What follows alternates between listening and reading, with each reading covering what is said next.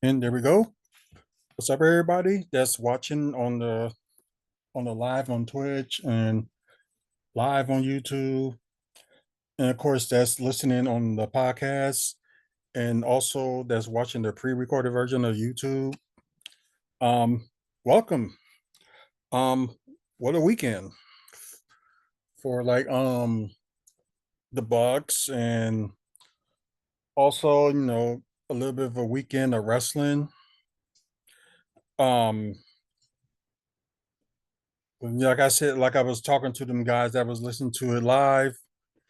Like you had, Sky Hall. They was talking about them. Then you had the rivals of Undertaker and Shawn Michaels, which was pretty good. And of course, TNA Sacrifice pay per view. We're going to talk about all that tonight, and we'll see if there's some wrestling news going on. There's probably a few things that I looked earlier that I probably want to talk about.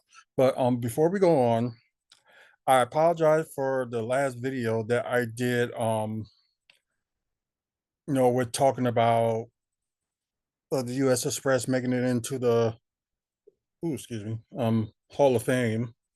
I didn't know who they were at first, but showed a little bit of video that Hazel had sent me. And I was like, oh, it was them, Barry Windham and Mike Rontia. Mike Rontia, if y'all don't know, he was the IRS, Irvin R. Shyster. So yeah, and of course everybody knows who Barry Windham is, so ain't no talking about it. So I apologize for having a little bit less knowledge of that I do now. So yeah, so U.S. Express, interesting. So I apologize about that. So, anyways, like I said, we're gonna talk about both of the Bucks games. The one that happened earlier today and what happened Friday night as well. Gonna talk about those two. Also, we're gonna talk, like I said, sacrifice results before they get to one of their big pay-per-views. That will be April 21st. They did move the date because it was Saturday, April 20th. They moved it to Sunday, April 21st. So I don't know what changed from here to there and why they changed it, but either way, still good. So just hoping any like Bucks playoff games don't fall in that. So I have to try to watch, back to back or something like that. But like I know there's no other pay-per-views that's going on besides you have WrestleMania like the first weekend of April. And I think you have AEW's Dynasty on the second weekend of April.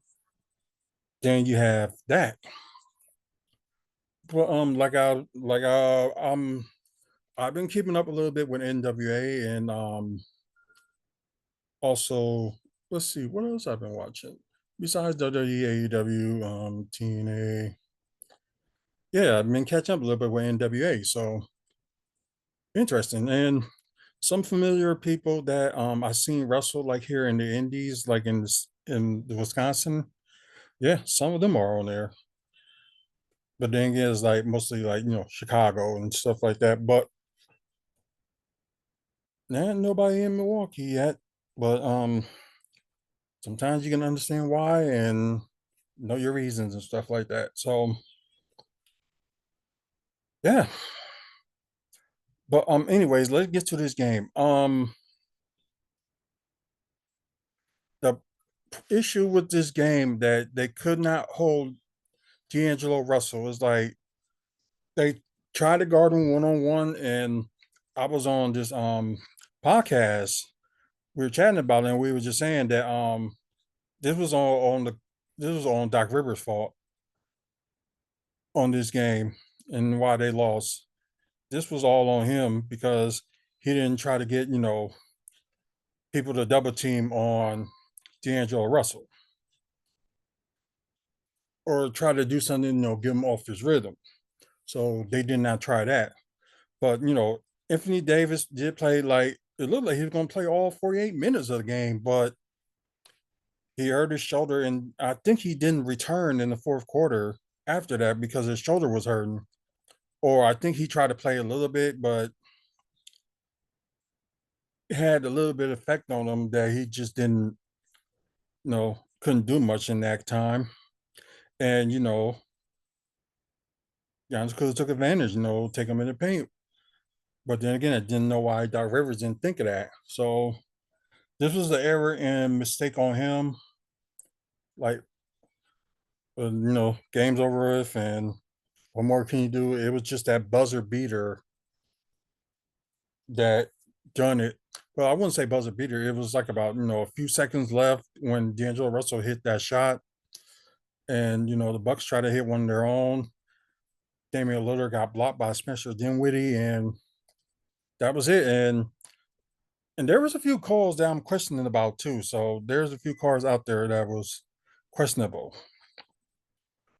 Like after that block and it looked like the ball was rolling out of bounds, then I don't know if it did hit out of bounds in time or at the buzzer or wherever the case may be. We don't know. But they did a review video and they said it was out of bounds. It would have been like your ball, but it was over. I swear, some of these refs, they really got issues, real issues. So I don't know if they betting on these games without people knowing, and because this happened in the past too, like in when I was like watching the NBA, some of that stuff was happening. They was like gambling and stuff like that. The referee were, and no, one of them got fired for it. But maybe they need to check more of these referees that maybe kind of doing the same thing. So yeah, Won't be the first time. yeah, it won't be the first time, and at the moment, it probably won't be the last either. Well, there's something definitely shady going on over the NBA right now. Right. Just unbelievable.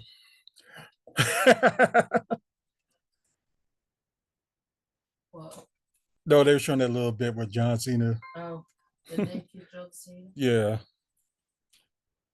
unbelievable. But anyways, let's talk about the quarter status. Although this was a very good game, besides them like losing by one on Friday, it was still a good game. So it was just like that missed call by Doc Rivers, and it was just crazy. It was just bad too. Just that last couple of seconds, just ouch. But let's go by quarter status. The Bucks did have the lead in the first quarter, as you see, 30-27. Then it was Lakers uh won the second quarter 40-33. I think that was the most that they scored. Yeah, it was the most the Lakers score in that quarter. Then third quarter, Lakers won again, and that's what the game was getting like kind of close. It was 27-29. Lakers favor over Milwaukee on that one. Then the fourth quarter, it was like a surge with the Bucks that scored the second highest. Okay, their second quarter they scored the most. Okay. Yeah, so it ended up being 32-27, which they was tied with the least of scoring the Lakers were, because they had 27 points in the first and the fourth quarter.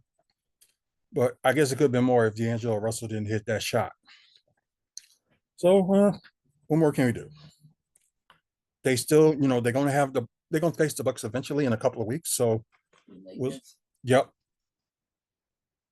So we see by then. So let's go with the team status. We'll start with the Bucks first. You have 46-93 with 49.5%, nearly 50% from the field. Decent numbers. 16 of 41 from three with 39%. That's not bad either. 14-17 from the free throw, which is really not bad either, with 82.4%. 6 offensive rebounds with a total of 43 rebounds. Bucks had 28 assists, 3 steals, 2 blocks, and surprisingly, they only had like 6 turnovers. So that's just like, well, it's mostly them taking care of the ball, but the other part is like at times they wasn't hitting the shots that they should be hitting. So that's that problem. Now let's go to the Lakers team status. You have 47-90 with 52.2% from the field, which is better than the Bucks. 16 of 34, which is better percentage, 47.1% better than the Bucks. On three, um, the free throws, not that much. 13 to 19 with 68.4% from the free throw. Bucks did get more offense, but Lakers only had like 4 offensive rebounds, and the Bucks did out rebound the Lakers, with Lakers having 38. Yeah, I believe they Lakers had more assists than no, they didn't. They was down 1 assist with 27. 2 steals, which is just crazy. 7 blocks and only 5 turnovers. That's unbelievable. So that's a good thing. Take care of the ball, and plus, of course, with Giannis with the most with 4. But let's talk about the player status. We will talk about Giannis first. Um, yeah, he had a triple double in this game. 34 points, 4 turnovers, 1 block, 1 steal, 12 assists, and 14 rebounds for 2 offensive rebounds. 5 of 7 from the free throw, which he wasn't getting that much in the line. But then again, they probably wasn't calling that much either. The refs. 1 of 3 from 3, and 14 of 23 from the field. Brook Lopez, I swear, in the post he got to play better. At least trying to post up your guy and try to make it in, go in with a dunk or layup or something. But yeah, because he's supposed to be the third option, and now it looks like Michael Beasley may end up taking that as a late. So talk about that later. But Brook Lopez, 11 points, 1 block, 1 assist, 3 rebounds.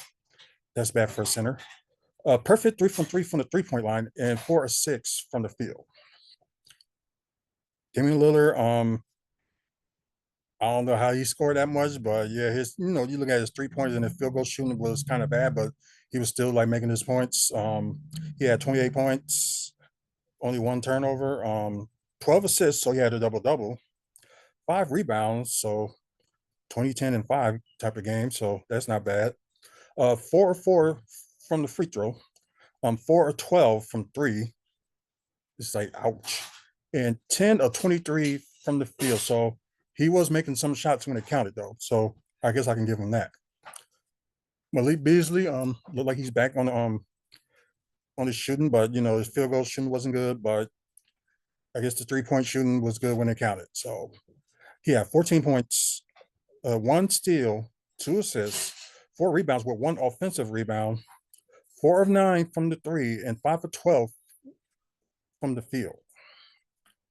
Okay, once again, they did a 9-man rotation. The Bucks did, and Pat Connaughton was on something. So this time, it was worth him getting the minutes that he got. We'll talk about that in a second. But still, while they haven't played the young guys like Beauchamp, AJ Green, and Andre Jackson Jr., I don't get why Doc is not like putting them in for like defensive purposes or offensive purposes, especially AJ Green. Yeah, I think he's like on the point where he's like he's playing like playoff basketball and not using like a 10-man rotation until you get to that part of playoffs. But Because he probably knows he's got to secure that point right now. And we've lost enough games where we should be further up than we are. yeah, that's a good point. So it could be a case of, okay, let me get my guys in there. Let's get these games played. But let's treat every game like it's a playoff game. Let's stop treating these games like they're what's the word I'm looking for? Like they are just regular season, which we know they are. Mm-hmm. But you could be saying, we've got to go in there and play this. We've got to show them who the Bucks are. Because right now people are laughing at us again. Oh, they won the playoffs, they won the championship. What are they doing now? Yeah, that's a good way to look at it. So they could be just saying, okay, let's screw what we would normally do. Let's get our main players working together. You've got Damian coming and a whole bunch of others who are brand new to the Bucks organization. Should they be able to play right off the bat as a team? In an ideal world, people in any job, not just the Bucks, but in any job, you need to be able to gel and work together. And that's probably what he's saying. It's like, okay, we got to work together. We got to make this work. So I want you guys out there making it work. Because if we make it to the playoffs, we've got to get further than just the first round. We've got to make it to the finals. So what's the best way to do that? Get your top players and get your starters working together like, their life depends on it. Yeah, there's a good point to look at it. So, yeah, that's true. I have moments where I have a valuable thing to say. You always do. No, not really. Because I'm not a Giannis fan. So. As long as NBA fan bases, they're like, oh, what? But you like the Bucks. That's the overall thing. I so Bucks. Yeah, and when he works as a team, he's a good player, but he's also a hongo. So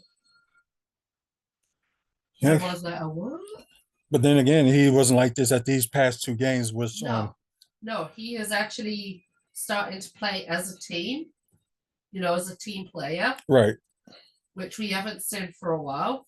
But I do understand why we haven't seen it for a while up until like Damian came in, because we did have a bunch of injuries that forced him to, I don't want to say control the team because that's not the word at all, but to stand up and lead the team. Yeah, that's a good way of saying it. Now he's, I don't want to say he can sit back a little bit because he can't sit back a little bit, but now he's starting to realize that he has this whole team of phenomenal players who are equally as good at him and in some cases are better than him, who can do this job.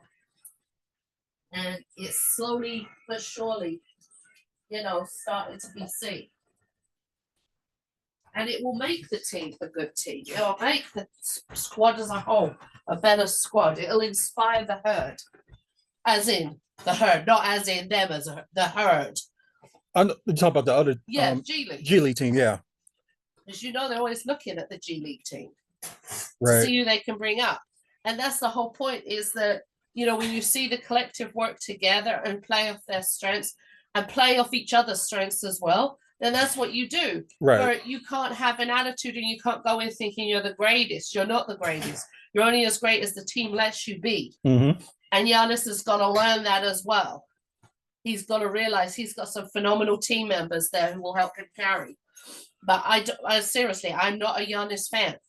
I have other reasons other than that fact that I think he's a selfish player.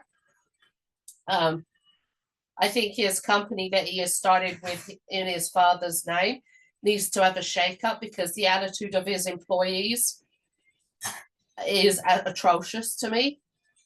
I can understand if you as a company don't want to support another company, that's fine. But don't have the attitude that his company did when we reached out as Manny's Memory to ask for support.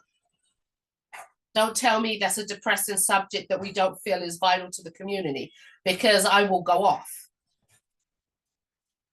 So, and it ends with him. He started that in his father's name, so he needs to take responsibility for his employees and shake them up. But nobody will. Fuck him. Bye. So yeah, I gotta change this to. So that's only F-bomb that you're gonna hear today. But anyways, let's start with the bench. So we're gonna start with they're still giving Garnari only 3 minutes, only attempt one shot.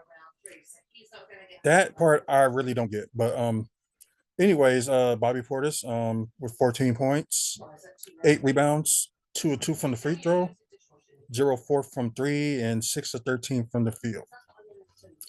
So okay, field goal shooting, but they're horrible 3-point shooting. So yeah, I guess today wasn't his day. That day wasn't his day for him to make the free throw. Pat Connaughton led the bench with 17 points, 1 assist, 6 rebounds with 1 offensive rebound, 1 of 2 from the free throw, 4 of 5 from 3, 6 of 7 from the field goal. yeah, it's just something like. But I heard like in interviews that Doc Rivers did talk to Pat Connaughton and probably just had to tell them like, yeah, we need you and you got to play better. And that's been playing a little bit better as of late, so can't complain that much. So playoff Pat. Okay, now we're gonna go to the player status for the Lakers. You got Anthony Davis, 22 points, 3 blocks, 5 assists, 13 rebounds, and I think one of them block scores against Brook Lopez probably. That could be what it was, but that's just my guess. Rudy Hachimura, 12 points, 2 assists, 5 rebounds, 1 to 2 from the free throw, 1 to 6 from three, and 5 to 16 from the field. You got D'Angelo Russell with he's tied for a season high and had the game high of 44 points, 1 block, 9 assists, 6 rebounds with 2 offensive rebounds, just 101 from the free throw, 9 to 12 from the 3 point line, and 17 of 25 from the field. Austin Reeves with 18 points, uh, 1 steal, 7 assists, 5 rebounds, 2 of 4 from the free throw, 2 of 5 from three, and 7 to 12 from the field. Although the bench really did like not that great, the Lakers bench didn't, but kind of like a little bit our bench did a little bit better. But with their bench kind of a little bit provided in like other areas too. So Teron Prince, he had 8 points, 1 assist, 6 rebounds, 1 offensive rebounds, 2 of 5 from three, and 3 of 7 from the field. And Jackson Hayes with 8 points as well, 1 rebound, 4 of 6 from the free throw, and 2 of 2 from the field. So yeah, they just kind of impacted in other ways. But anyways, final score: Bucks 122, Lakers 123. So yeah, and plus this game was on ESPN, just to let y'all know that's what it was on Friday and all that good stuff. They played the Lakers again in Milwaukee, and the next one will be March 26th. I think that's a Tuesday, and I know it's on TNT because it says right there, but I think the March 26th is on the Tuesday, I believe. Let me try to look at the calendar. Y'all probably click it on there. Hopefully it'll show up.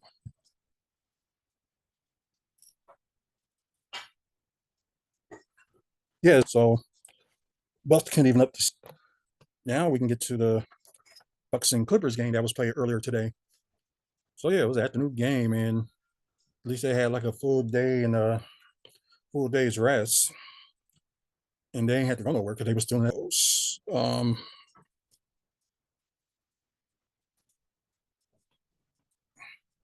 Come on,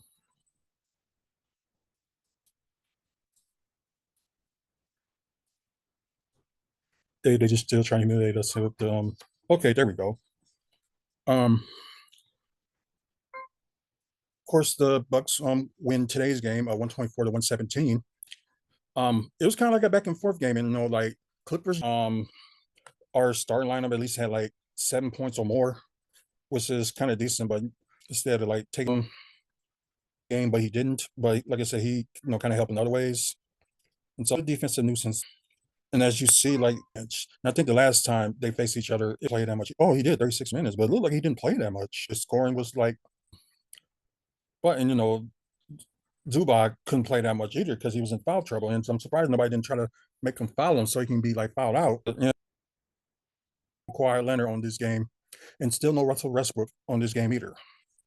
So and plus the first game, Giannis wasn't playing, and this game he is, and James Harden.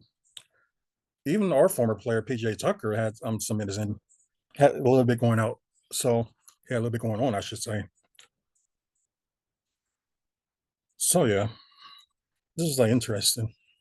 Um, okay. Uh, Quarter status. Um, oh, sorry, stomach. That the Clippers score. Second quarter. Third quarter. Lowest that the Clippers that score in three. Then you got fourth quarter. 33 to 32. Um, well, yeah, this was another interesting game too. Like they was up by 10 at one point in the fourth quarter, then God, what's his name? Find out. Nolan Powell with a couple of threes in it. Yeah, it was crazy quarter, but yeah. Team status. You have 43 of 87 with 49.4%. The 3-point shooting, 17. Free throws, yeah, of course, Giannis still needs some work. 21 from the free throw line, 41 rebounds, 28 assists, um, 5 steals, which yeah, is something. And only getting a little bit better. Let's see, Giannis only had 3 turnovers, and Damian Lillard only had 1. Okay, with the Clippers, field 7 with 29.8%, which is not that great. Just the percentages is just not that great. That's all I'm saying. Of course, they shot the free throw better, so not surprised. 9 to 10 from the free throw line, and with 90%. 17 offensive rebounds, which is kind of shocking. With a total of 52 rebounds, 30 assists, 3 steals. Oh, ain't that some? And a total of 10 assists. No, 10 turnovers. I'm sorry. What's it? So they have more turnovers than Milwaukee have. So kind of shocking. Now let's get to the player status. Let's say those starting 5 did a little bit something with the Bucks, so we talk about them first. Jay Crowder with 7 points, 1 block, 1 steal, 1 assist, 2 rebounds with 1 offensive rebound, 1 of 2 from 3, and 3 of 5 from the field. Yazan Kumbo had 34 points, only 3 turnovers, like I said earlier, 1 block, 1 steal, 10 assists, another triple double. 10 to 15 from the free throw. Like I said, you got to do a little bit better. I was expecting at least like 2, and 12 of 24 from the field. Brook Lopez, again, he got to do better in the paint. But 7.6 rebounds with 2 offensive rebounds. Perfect 2 of 2 from the free throw, 1 of 2 from 3, and 2 of 4 from the field. Damian Lillard with the game high, 35 points. Okay, that was 2. Okay. 11 assists, 7 rebounds. And you see where all the assists is coming from, as you can tell. Like I said, 7 rebounds with 1 offensive rebound. 6 of 7 from the free throw line is not that bad, like percentages wise. 11 to 19 from the field, which is not that bad either. Easily is starting to prove that he's that third option. So, which is a good thing in case Lopez does what he does, just messing up. Turnover, 1 assist, 4 rebounds, perfect 1 of 1 from the free throw, 4 of 9 from 3, and 6 of 11 from the field. Like I said, the bench did okay, but once again, the Clippers bench did better than the Bucks bench. So you got Bobby Portis, probably the only one that scored double digits with 11 points, 1 assist, 8, but field goal wise, it's just bad. 5 for 14 from the field. Yikes. Yeah, it's one thing that he needs to learn. He shouldn't be the one that taking the ball in. And somebody was making a joke about it on Friday that it looked like he has like straight vision. He doesn't like have widespread looking. Just look like he just goes straight forward, like he got on the visor. But passing the ball at least, you have other people open. But that's just my thing. Okay, same thing with the Clippers. They had players that score at least 7 or more. Yeah, PJ Tucker played decent minutes, only had 7 points, 1 block, 2 assists, 6 rebounds with 4 offensive rebounds, 1 of 6 from 3, and 3 of 9 from the field. I want to get his first name right.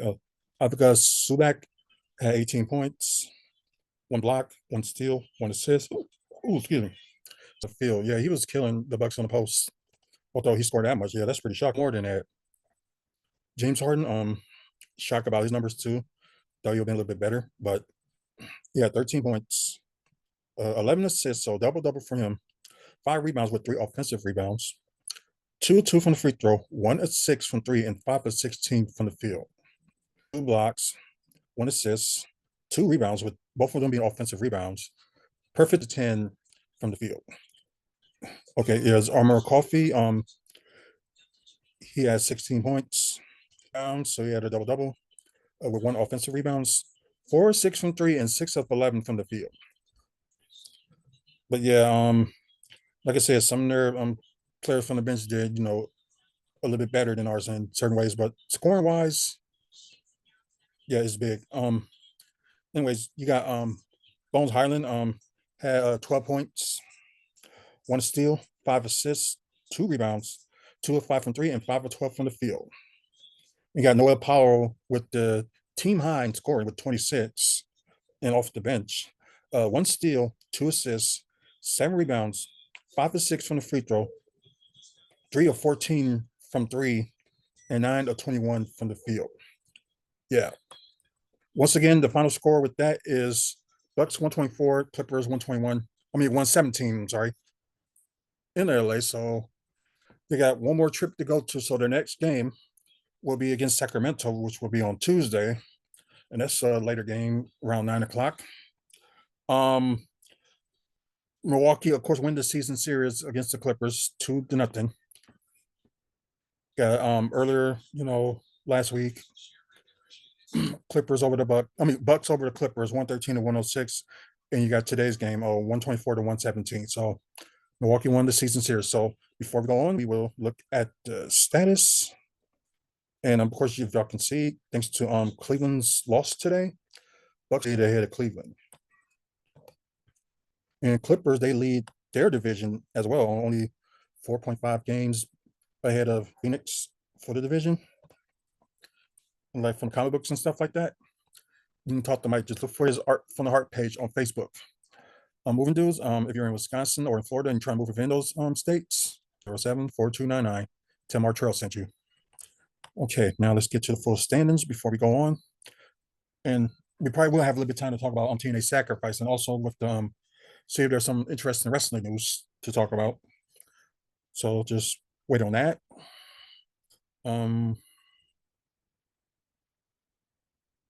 Okay. We have Boston, sadly, still got the best record in the NBA and in the East. They won their last game.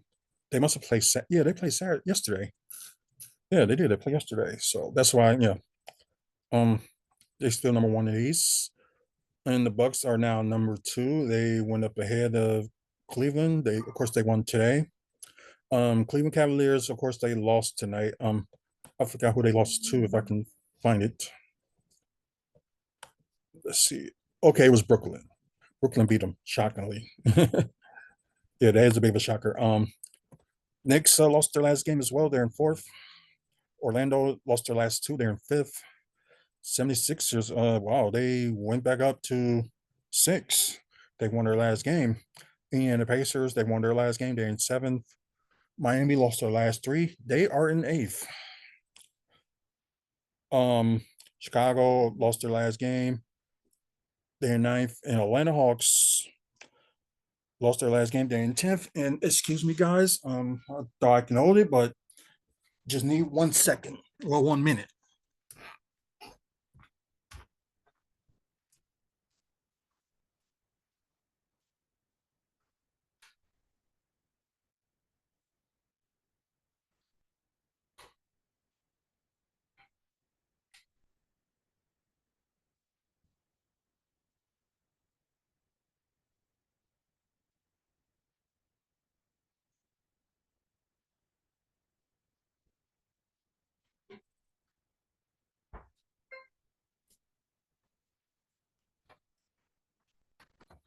Okay, good. That was less than we got Brooklyn. Of course, they coming close to Atlanta to get that 10 spot, so that's what they're going to be fighting for. Toronto is kind of close as well. Um, Washington and Detroit finally hit the 10 wins this past week. But Detroit was first in hitting their 10th win. Then you got Washington with their 10th win a little bit later, and of course they won their last two, so they are 11th. But it's the Wizards. Okay.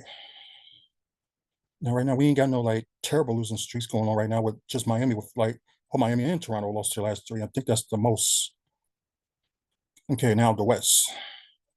And I think that game with Minnesota, yeah, it's not over yet, but there's 3 minutes left, and Minnesota is down by 12. So you got Oklahoma City won their last three. You got Minnesota Timberwolves lost their last game, and looks like they're going to lose another one. Denver won their last two. They're in third. And of course, Clippers just lost to the Bucks. They're in fourth. New Orleans Pelicans in fifth. They won their last four. Phoenix Suns lost their last game. Sacramento Kings, yeah, they lost today. Dallas won their last two, and Lakers look like they're going to win their second game in a row. Of course, the first game they won was against the Bucks, and Golden State Warriors lost their last two. Then you got Houston, Utah, Memphis, Portland, and San Antonio is eliminated from playoff contention. So that must have been either yesterday or Friday. So too bad, San Antonio. So if y'all give me a second here, I gotta do this.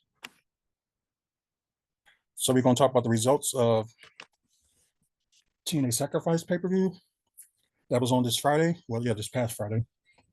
So we're gonna talk about that and give y'all the results if you didn't see it. I missed like the first 20 minutes of it, and of course I missed the countdown too. But yeah. uh Wisconsin athlete performance in movies. Yeah, Bob Uecker. That's cool. Let's see, countdown to sacrifice. Okay. For the countdown to sacrifice, it was a match they added was the digital media championship, Crazy Steve versus Joe Hendry. I didn't know this match was going to happen, so I couldn't give you the prediction on that one at the time. But Crazy Steve did defend his digital media title and did retain. Uh, then you got Speedball Mountain against the Rascals in a tag team match. That was another part of the countdown to sacrifice. And oh wow, I was I was wrong on this one too. I thought like the other team won from they was making the scene white. So wait. Miguel inadvertently blinds his own partner, allowing Speedball Mountain to double team wins for three. Okay. Okay, this is something they screwed up then. So Speedball Mountain did win, which that was the one I was right about. But yeah, they did not get the team who won right. So that was an error on TNA's part.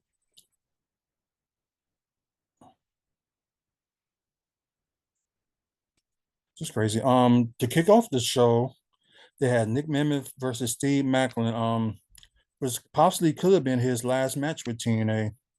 So that's a possibility. Nick Nemeth did beat him. Now we got the system versus ABC. Oh man, I didn't know that was Marcus Johnson on White Man Can't Jump. I didn't even know that.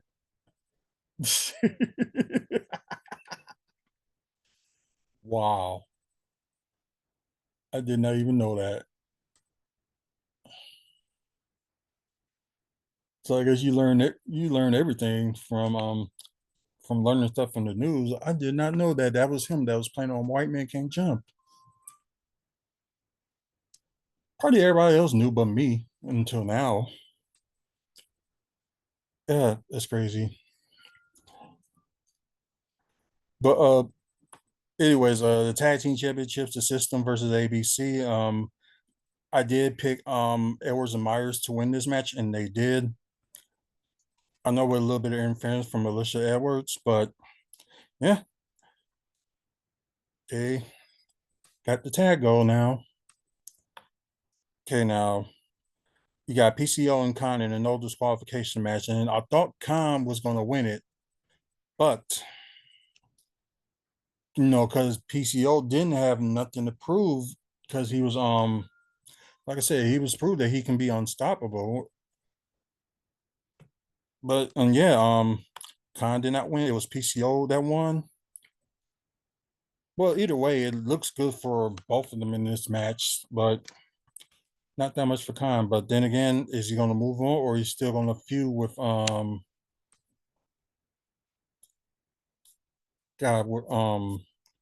Is Khan going to still feud with PCO, or he's going to move on to something else? We don't know. Um. Oh, AJ Francis cost Joe Henry the digital media championship. That's why they were fighting. So got that. So they're gonna Yes. So they're gonna face 1-on-1 this Thursday. Gotcha. Huh?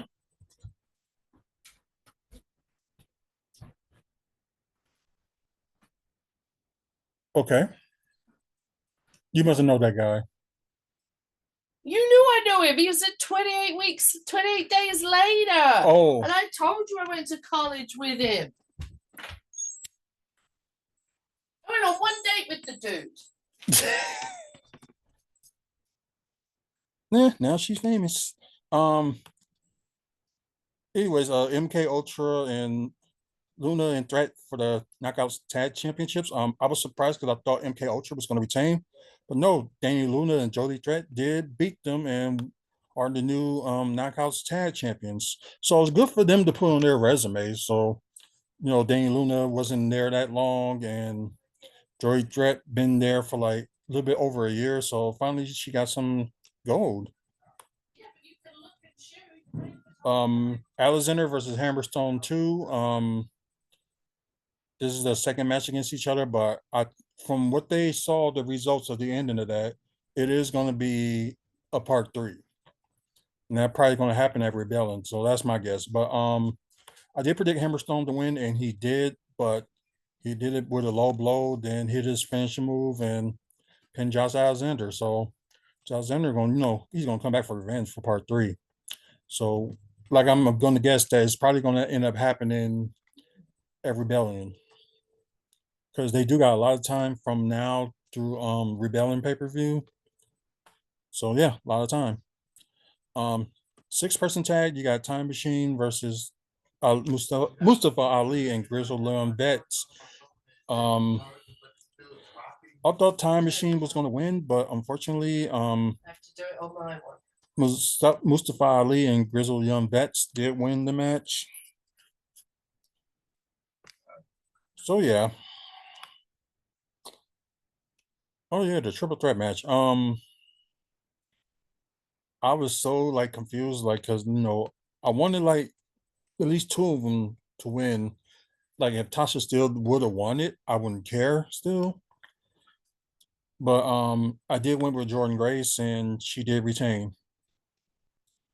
So it's kind of like that food for thought kind of thing. So yeah. And the main event for the TNA World Championship got Moose defending against Eric Young. And yeah, it was a little bit of interference in that. And thanks to Kazarian that interfered in the final moments, cost Eric Young the match. So I kind of figured that the match between them two is far from over. So, maybe they'll end up facing an rebellion as well. But we know that Kazarian was supposed to be suspended. But yep, got his way through there and actually, cost Eric Young the match. So overall, I would give this pay-per-view, I gave the last one a 9, but I'm gonna give this one an 8. So yeah, give them like 8 out of 10 for this pay-per-view.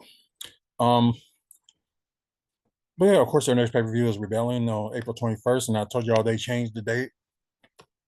So yeah, we can move on from that, and we can got like a few minutes left, so on the podcast. So let me just try to get some news out right quick. Um, for your AEW fans, Pac did return on AEW Collision. I think he had a match, and I think he won, but now he's going to be in the big business special event for AEW on next Wednesday. They're gonna go against him, and I forgot the other two that's gonna be teaming up with him is gonna go against the Elite. So it made that interesting, especially if y'all seen the show yesterday. Um Cody got his revenge in a way from The Rock and by slapping him. So that was interesting. Um let's see. Backstage news on WWE NXT frustration with the main roster over Kabuki Warrior booking. No, not gonna talk about that.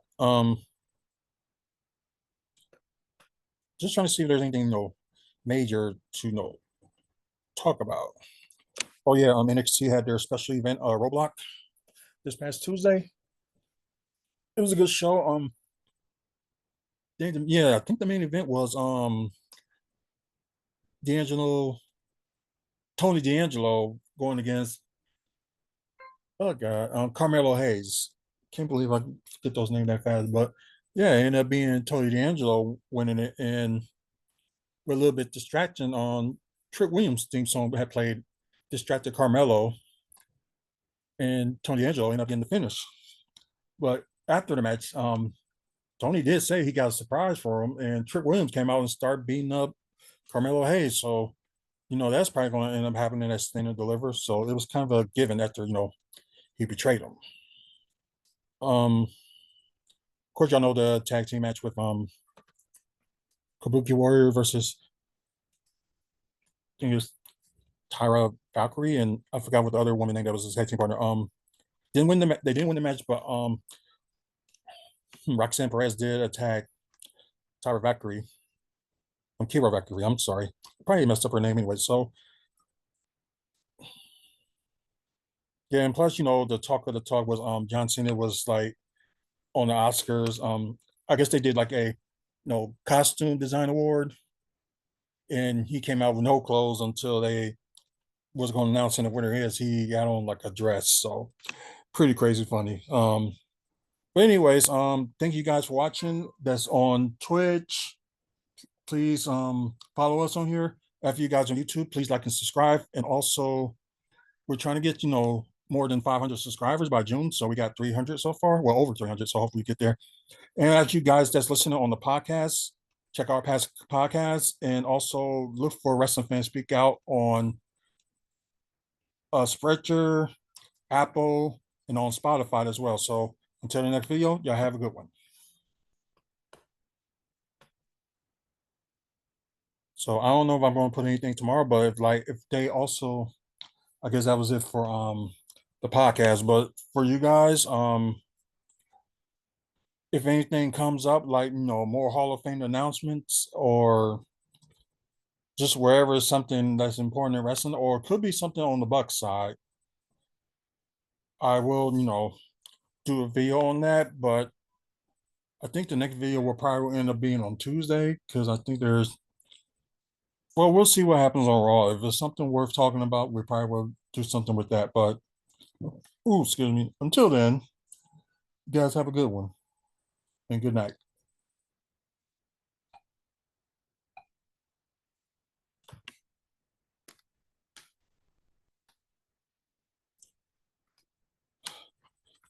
Yeah, Bucks are 7-2 when they since the All-Star break, so that's something. Yeah.